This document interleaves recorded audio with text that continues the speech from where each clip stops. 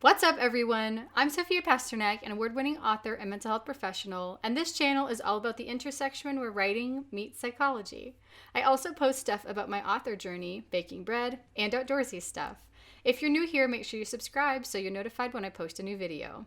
So today's character therapy topic is entitlement and grandiosity. And people with this schema believe that they deserve only the best thing. They are special and they're not bound by the same rules as normal people. Characters who have this schema may be very controlling of others in order to serve their own purposes. They can lack empathy for other people and can be real selfish. They believe they are elite and entitled to elite services. So for somebody in my profession, if I get somebody who's got this schema that comes into my office, they will want to know all of my credentials, where I graduated in my class, and they want to know that I'm special because they're special, and in order to serve them, I better be pretty special too, because otherwise, why are they wasting their time with me? People with this schema can also be very competitive because they are the best, obviously, and they're going to prove that they're the best. So this schema comes in one of two types. So you can have pure entitlement or fragile entitlement. And fragile entitlement is called narcissistic entitlement, and it is a defense mechanism for people who actually have a very, very fragile ego. They have an ego this big, and so they puff up everything else in order to protect that very fragile ego.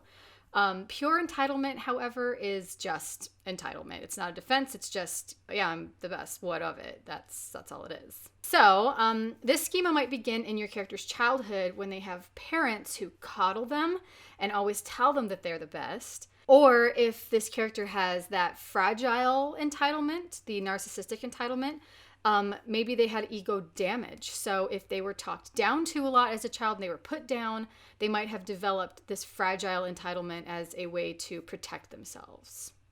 So if you have watched my schema overviews video right here, you will be familiar with this part. This is the how characters react to triggering of their schema, and they can react in one of three ways. So they overcompensate, they avoid, or they surrender. And the overcompensators believe, or they act as though the opposite of the schema is true. So in this case, your schema is, I'm the best, I'm better than everybody else, I'm special. The opposite of that being true is, nope, I'm just as special as everybody around me, and everyone else is special too, and there's nothing special about me.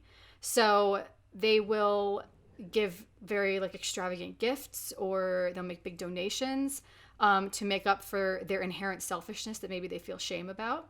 And they will also care too much about other people. They're always there doing stuff for somebody else, and this is covering up the fact that they actually believe on the inside that everybody else should be doing this stuff for me, but they feel bad about believing that. And so they're overcompensating to make themselves feel less bad. And the avoiders avoid. They act as though the schema does not exist at all. And for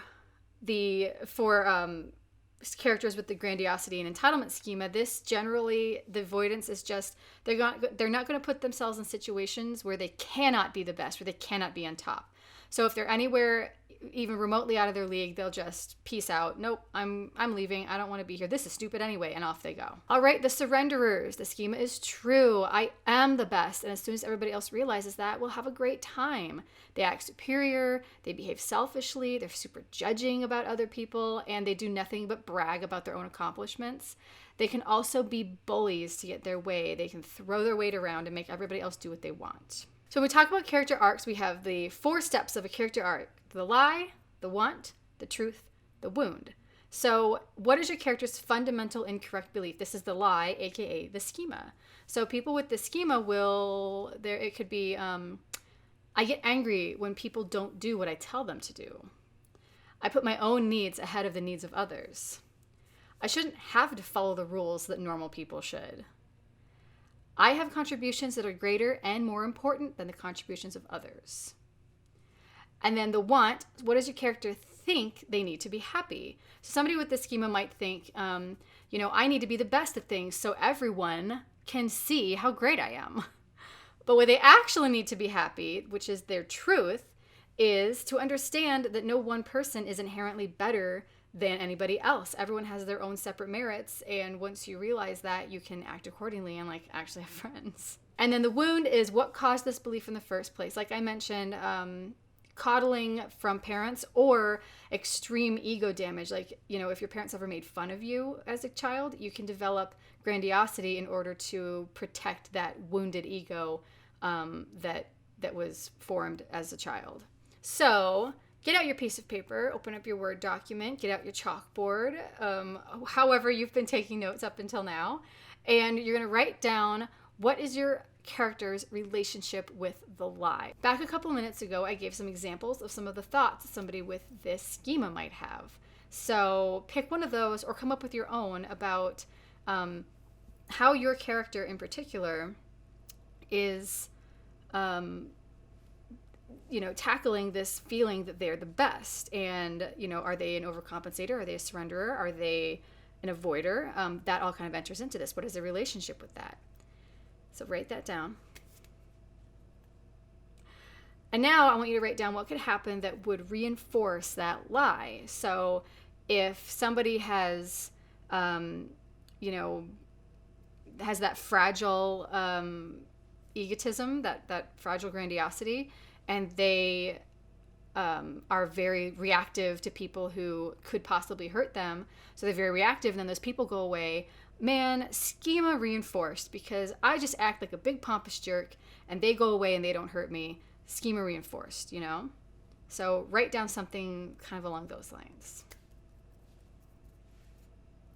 Now write down a list of things that could happen that challenge that lie. So somebody goes into a situation where they think that they should win, they think that they should be the best, and they don't, and they totally bomb, and they have to take this ego hit. And this isn't great for the people who have the fragile egos. This is good for that pure kind of just full of themselves for the sake of being full of themselves, not a defense mechanism.